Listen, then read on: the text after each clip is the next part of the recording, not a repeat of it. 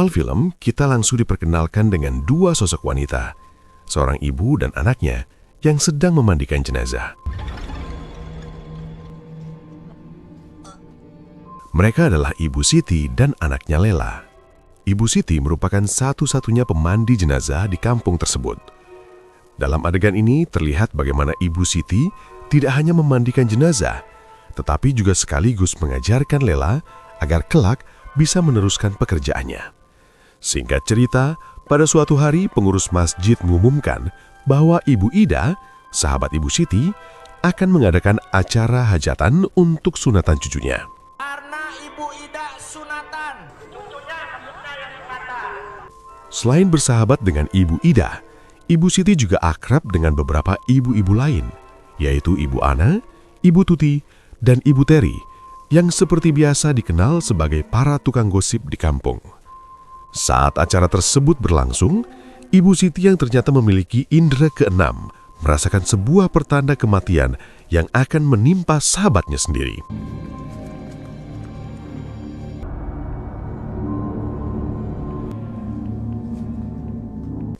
Kemampuan itu ternyata juga menurun pada Lela, putrinya yang datang menjemput sang ibu sambil membawa payung kuning.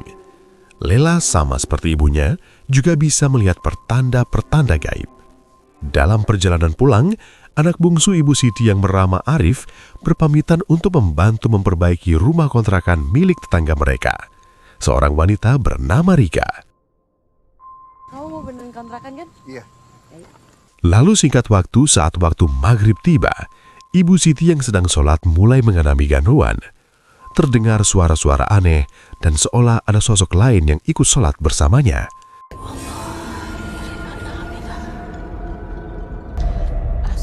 Tak lama kemudian, Lela datang dan sempat membuat sang ibu kaget. Ia kemudian berpamitan meminta izin untuk belajar tata rias pengantin di kampung sebelah. Namun sayangnya sang ibu tidak mengizinkan. Ibu Siti justru meminta Lela untuk meneruskan profesinya sebagai pemandi jenazah. Hal itu membuat Lela tampak kesal dan kecewa pada ibunya. Tak berselang lama, Ibu Siti melihat cemilan di dalam besek tiba-tiba membusuk dan mengeluarkan ulat. Karena memiliki firasat buruk, ia langsung merasakan ada yang meninggal. Jangan kemana-mana, biar ibu yang pergi ke rumah Bu Ida. Tunggu Arif pulang, jangan kemana-mana. Tanpa berpikir lama, Ibu Siti pun bergegas. Dan benar saja, terdengar pengumuman dari toa masjid yang mengabarkan bahwa Ibu Ida telah meninggal dunia. Sesampainya di lokasi, alangkah terkejutnya Ibu Siti melihat kondisi sahabatnya itu yang begitu mengenaskan. Tubuhnya penuh darah. Ibu Siti pun segera meminta warga untuk menyiapkan tempat guna memandikan jenazah Ibu Ida. Sementara itu di rumah, Lela yang sedang berbaring di tempat tidur mendengar suara berisik di atas atap rumahnya. Tiba-tiba, atap tersebut jebol. Dan air hujan pun masuk ke dalam rumah. Tak lama kemudian, Arif yang baru pulang langsung membantu sang kakak menutup genteng yang jebol. Namun, tak lama kemudian, Ibu Siti yang baru saja pulang tiba-tiba terjatuh lemas di teras rumah. Sontak saja, Lela dan Arif yang melihat hal itu langsung menolong ibu mereka. Setelah kondisi Ibu Siti mulai pulih, ia keluar rumah untuk membakar semua baju dan kain yang terkena darah milik Ibu Ida. Ibu Ida kenapa, Bu? Melihat hal itu, Lela pun merasa heran dan bertanya-tanya tentang penyebab kematian Ibu Ida. Namun Ibu Siti menegurnya agar tidak terlalu penasaran dan mengingatkan untuk selalu menutup aib orang lain. Jangan sampai rasa penasaran kamu hantui kami. Ia juga meminta Lela membakar semua kain bekas yang digunakan untuk memandikan jenazah. Saat Lela sedang membakar kain-kain itu, ia melihat ada robekan foto yang kemungkinan besar didapatkan sang ibu saat berada di rumah Ibu Ida. Entah apa yang dipikirkan Lela kala itu. Namun, bukannya membakar foto tersebut, ia justru menyimpannya diam-diam. Sementara itu, saat Ibu Siti melewati cermin, sesuatu yang aneh tiba-tiba terjadi.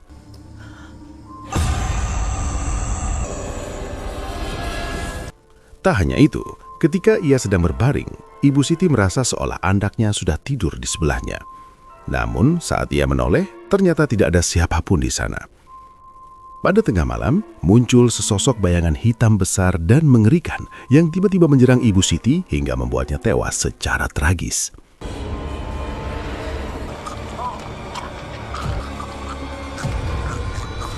Ketika waktu subuh tiba, Lela dikagetkan dengan kondisi ibunya yang sudah tidak bernyawa dan mengenaskan. Ia pun menangis histeris.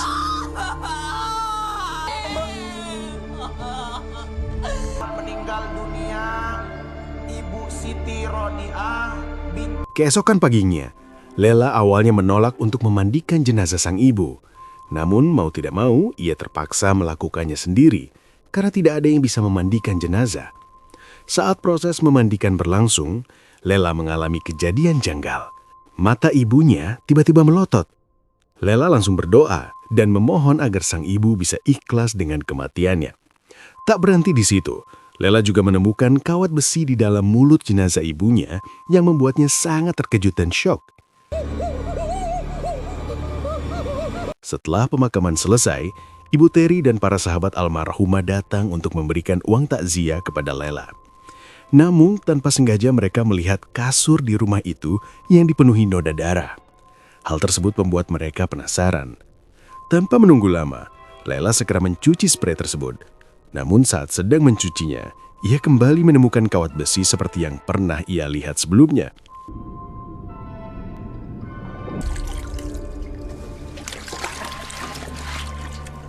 Sementara itu, Arif memilih untuk tidak terlalu larut dalam kesedihan.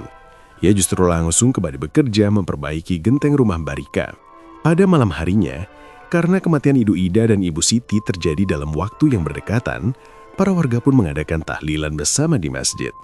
Namun di tengah acara tahlilan itu, tiba-tiba listrik padam dan kejadian janggal kembali terjadi. Kita lanjutin tahlilannya sampai selesai ya.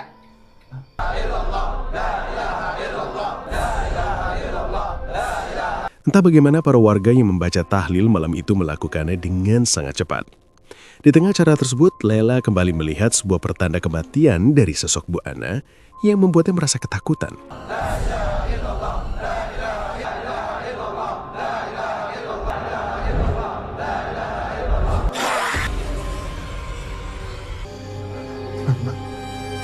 Sepulang dari tahlilan, Lela merasa melihat bayangan ibunya yang sedang sholat. Ia pun segera menghampirinya.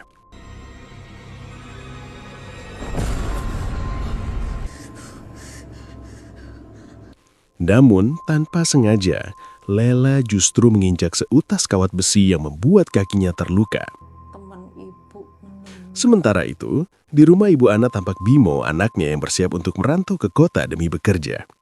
Saat mereka sedang berbincang, Ibu Ana tiba-tiba melihat sosok makhluk gaib muncul dari balik kamarnya. Nanti Bimo dapat gaji. Bu. Ibu kenapa, Bu? Ketika sang anak sibuk membereskan barang-barangnya, rasa penasaran membuat Ibu Ana membuka lemari untuk memastikan apa yang ia lihat sebelumnya. Namun, naas, tiba-tiba saja sosok gaib itu menyerangnya hingga membuat Ibu Ana tewas seketika. berpulang ke rahmatullah Ibu Ana Marlina. Mendengar kematian Ibu Ana, Lela yang kini menjadi satu-satunya pemandi jenazah di kampung itu sempat enggan untuk melanjutkan tugas tersebut. Ia memilih mengurung diri di kamar karena merasa ketakutan. Namun mau tidak mau, akhirnya Lela terpaksa datang untuk memandikan jenazah Ibu Ana. Makasih banyak, Mbak. Saat proses pemandian berlangsung, Lela kembali mengalami kejanggalan.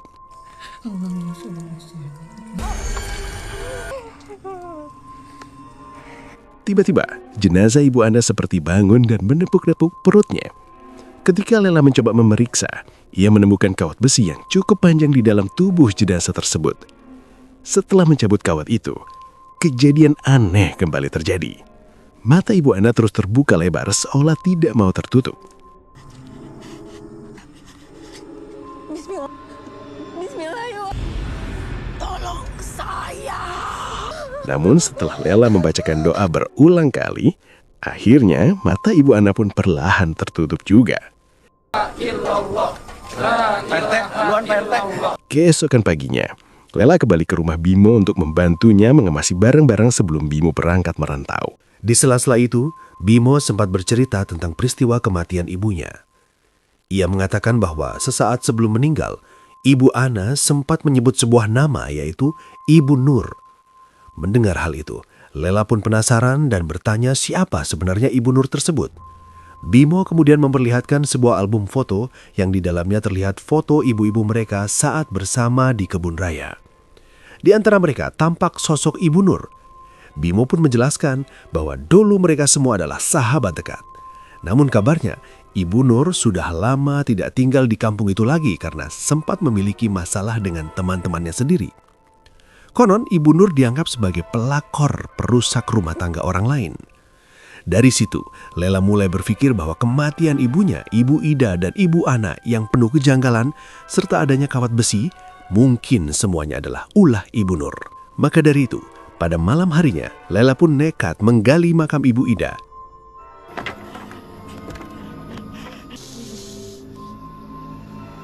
Dan benar saja, ia menemukan kawat besi tertanam di bagian tubuh Ibu Ida.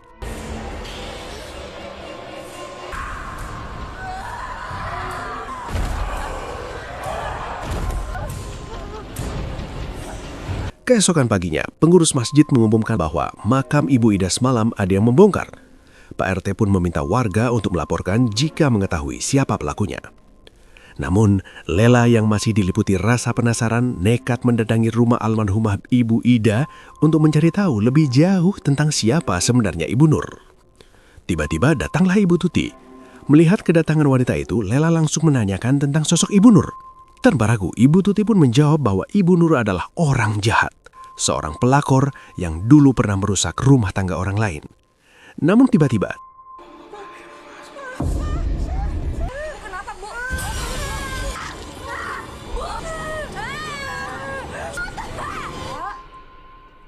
ternyata Ibu Tuti yang asli baru datang dan langsung meminta Lela untuk segera pulang agar tidak dituduh melakukan hal-hal yang macam-macam. Sementara itu, di waktu yang bersamaan, Arif yang baru saja pulang melihat lantai rumahnya dipenuhi jejak kaki berlumpur.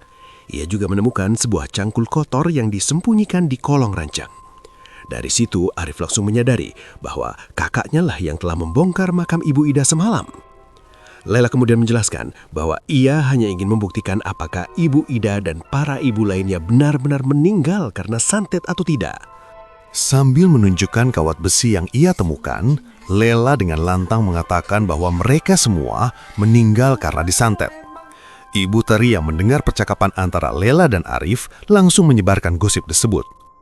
Hingga akhirnya menyebar ke seluruh kampung. Gosip apa? Santet. Nah, di kampung kita jadi nggak aman, Pak, sekarang. Pak RT yang mendengar gosip itu kemudian mengingatkan warganya agar tidak bergibah karena bisa menjadi fitnah. Pada malam harinya, Lela mendatangi rumah Ibu Tri untuk menegur tindakannya yang seenaknya menyebarkan gosip. Namun sayangnya, seperti biasa, emak-emak selalu merasa benar. Ibu Teri justru semakin mengeraskan suaranya dan balik menyerang Lela, menuduh bahwa semua kematian warga desa adalah akibat santet yang dikirim oleh Ibu Nur. Keributan antara para ras terkuat di muka bumi itu akhirnya dihentikan oleh seorang polisi bernama Pak Derajat. Ia menjelaskan bahwa Ibu Nur sebenarnya sudah lama tidak tinggal di kampung tersebut dan bahkan telah meninggal karena bunuh diri. Pak Derajat juga memberitahu bahwa Ibu Nur memiliki seorang anak perempuan yang kemungkinan seumuran dengan Lela. Sebelum pergi, ia menegaskan agar Lela tidak bertindak gegabah ataupun ceroboh. Setelah Pak Derajat pergi, Lela kembali masuk ke rumah Ibu Tri. Namun tiba-tiba, Ibu Tri yang sedang duduk di kursi mendadak kerasukan arwah Ibu Nur.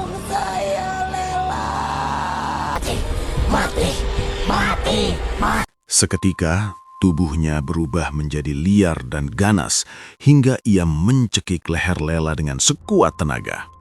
Lela berusaha keras melepaskan diri sampai akhirnya berhasil membuat Ibu Tri terjatuh. Singkat cerita, sesampainya di rumah, Lela kembali berperan layaknya detektif dadakan untuk menguak misteri di balik kematian para ibu-ibu, termasuk kematian ibunya sendiri.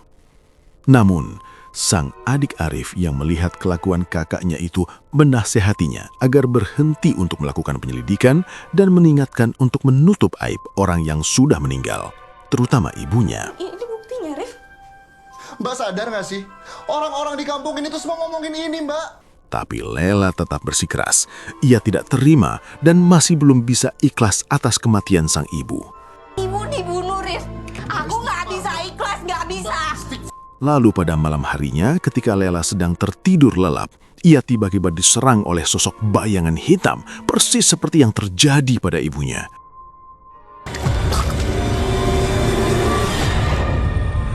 Serangan itu membuat Lela tewas seketika. Setelah dikafani, Arif bersama warga langsung memakamkan Lela malam itu juga.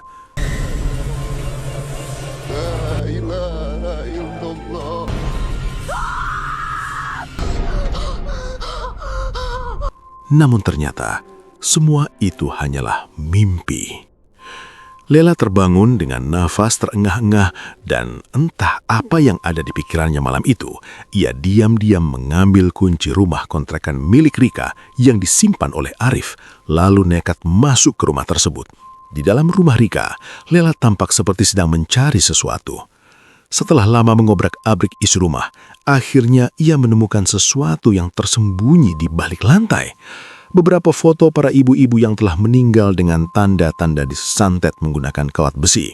Dari situ, Lela pun yakin bahwa Rika adalah dalang di balik semua teror mengerikan ini. Sementara itu, di tempat lain, teror santet kini mendatangi rumah Ibu Tuti yang sedang tertidur lelap. Entah apa yang membuat Lela tiba-tiba berlari menuju rumah Ibu Tri. Namun sesampainya di sana, ia melihat Ibu Tri sedang sholat. Sayangnya, ternyata Ibu Tri kembali kerasukan. Terry. Siti, kamu harus tahu sesuatu. Perempuan itu menggoda suami kita semua. Saat Lela tersadar, ternyata korban berikutnya adalah Ibu Tuti yang sedang berjuang dengan ketakutan melawan santet kawat besi berduri.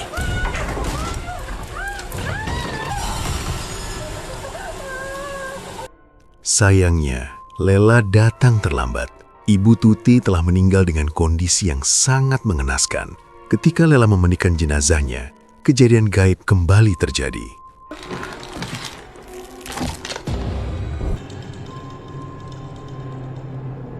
Tubuh Ibu Tuti tiba-tiba bangkit dengan kawat besi menjalar di seluruh tubuhnya.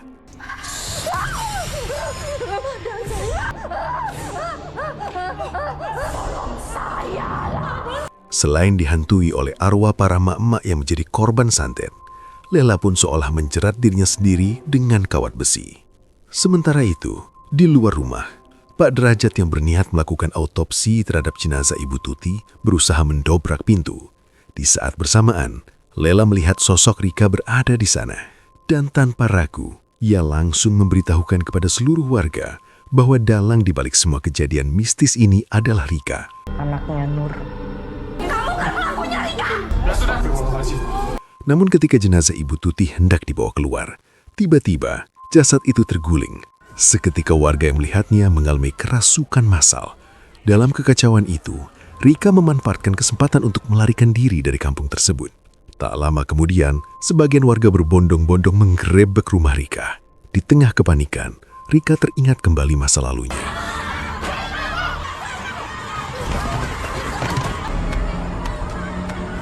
Kejadian yang sama persis seperti yang dialami ibunya dulu. Ia berteriak histeris mengatakan bahwa ibunya dulu juga dipersekusi oleh warga hingga meninggal dengan menderita.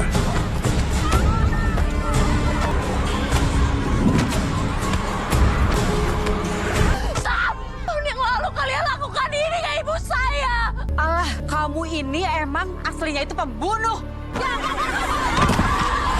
Sama seperti dirinya saat ini. Namun, amarah warga yang sudah tersulut membuat mereka tak peduli. Mereka terus menyiksa Rika hingga sekarat. Arwah para mak-mak yang telah tewas tampak menyaksikan semuanya dengan perasaan puas. Sementara itu, arwah Ibu Siti muncul dan membujuk Lela agar menghentikan semua kekerasan itu. Hentikan, Lel. Barulah di saat itu Lela tersadar dan mencoba menghentikan warga yang sudah main hakim sendiri. Sayangnya, warga yang telah dikuasai emosi tidak lagi mendengarkan. Bahkan Lela pun ikut menjadi korban amukan mereka. Arif yang melihat kakaknya dipukuli berusaha menolong. Namun naas, Kepalanya terpukul keras hingga ia tersungkur dan tewas bersama Rika dalam insiden tragis tersebut. Sedangkan para warga yang telah kehilangan kendali perlahan pergi meninggalkan tempat kejadian begitu saja.